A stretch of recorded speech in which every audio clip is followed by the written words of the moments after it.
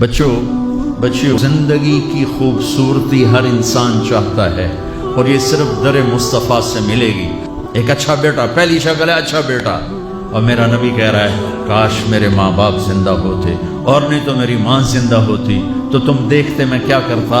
میں عشاء کی نماز کے مصلی پہ ہوتا اور میں سورۃ فاتحہ پڑھ رہا ہوتا، اور ادھر سے میرے گھر سے میری ماں مجھے کہتی محمد، تو میں ماں کے لیے نماز توڑ دیتا۔ میں ماں کے لیے نماز توڑ دیتا۔ اور میرے نبی سے پوچھا گیا یا رسول اللہ قیامت کب آئے گی؟ یہ بچیاں غور سے سنیں، سارے سنو پر یہ خاص طور سے سنیں۔ آپ نے کہا اللہ کو پتہ ہے۔ کہ یا رسول اللہ کوئی نشانی بتا دیں۔ تو آپ نے کہا جب بیٹیاں بھی ماؤں کو ذلیل کریں گی تو قیامت آئے گی۔ جب بیٹیاں بھی ماؤں کو ذلیل کریں گی تو قیامت ان تلد الامۃ ربتہا۔ جب ماں کے ساتھ بیٹیاں نوکر جیسا سلوک کریں گی، نوکرانی جیسا سلوک کریں گی تو قیامت کے نگارے پہ چوٹ پڑ کے رہے گی۔ یہ نہیں کہا جب کفر پھیل جائے گا اور جب اسلام مٹ جائے گا، حالانکہ قیامت اس وقت آئے گی جب دنیا میں ایک مسلمان باقی نہیں رہے گا۔ یہ واقعہ کی سنگینی کو بتانے کے لیے فرمایا جب ماؤں کو ذلیل کیا جائے گا قیامت آ جائے گی۔ میرے نبی نے فرمایا عمر تیرے دور میں ایک شخص آئے گا اویس،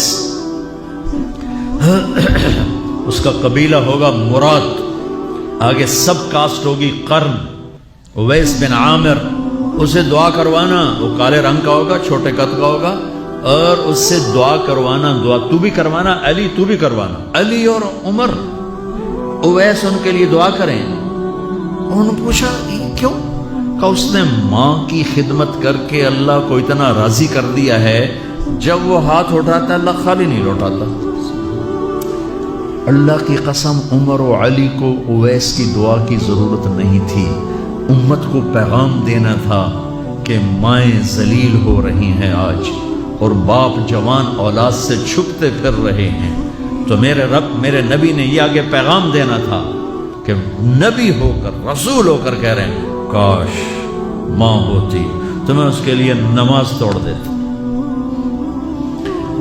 آپ کو 8 عورتوں نے دودھ پلایا والدہ سمیت، ان میں ایک ایمن بھی ہیں، آپ کے والد کی باندھی۔ تو گھر میں تشریف فرما تھے، ایمن بیٹھی تھی حضرت عائشہ، تو ایمن کہنے لگی یا رسول اللہ پانی تو پلا دے۔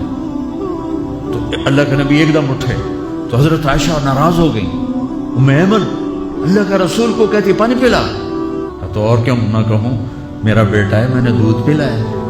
تو حضرت میرے نبی نے کہا ہاں عائشہ یہ میری ماں ہے، اس کا میں نے دودھ پیا ہے۔ آپ اٹھے، گھڑے میں سے پانی بھر کے یوں دونوں ہاتھوں سے حضرت ایمن کو پیش کیا جو حبشی باندھی تھی۔ چونکہ دودھ پیا ہے تو ماں کا لفظ صادق آ گیا، تو بجائے اس کے کہ برا مناتے، آپ خادم بن کے اپنی ماں کو دودھ پلانے والی ماں کو آپ نے، حضرت حلیمہ سعدیہ تشریف لائیں، آپ نے اپنی چادر بچھا کر اس کے اوپر بٹھایا۔ ہمیں پیغام دینا تھا، آنے والے زمانوں میں یہ ہونا تھا۔ سبحان اللہ۔ امام ابو حنیفہ کا نام تو سب کو معلوم ہے نا۔ ایک اور عالم بتاتا ہوں، عبد الرحمن بن ابی لیلہ، ان میں علمی کھٹ پٹ تھی بہت زیادہ، آپس میں بنتی نہیں تھی۔ تو ابو حنیفہ جیسی ہستی جن کے کروڑوں فالوور آج ہیں، ان کی ماں کہتی نعمان یہ مسئلہ ہے جا کے عبد الرحمن سے پوچھ کے آ۔ زندگی میں ایک دفعہ نہیں کہا ماں جی میں اس کو بڑا عالم ہے میرے کو پوچھ لو۔ کہا اچھا ماں جی، اپنی چادر اٹھاتے اور پہنچ جاتے، دروازے پہ دستک دے کے بھائی مجھے میری اماں نے بھیجا ہے، آپ اس پہ فتویٰ۔ حالانکہ ان کی اپنی رائے اس کے خلاف ہوتی تھی، لیکن ماں کے احترام میں جا کر ان سے مسئلہ پوچھتے جن سے روزانہ مناظرہ ہوتا تھا، روزانہ کھٹ پٹ ہوتی تھی علمی۔ ماں نے کہہ دیا، جا کر ان سے پوچھ کے آتے تھے، اپنی اتنی بڑی علمی قدر و منزلت کو ایک طرف رکھ دیتے تھے، نہیں میری ماں نے مجھے کہا۔ تو آپ سب نوجوان ہو، ماں باپ زندہ ہیں تو ان کی دعا لو، آہ نہ لو، دعا لو۔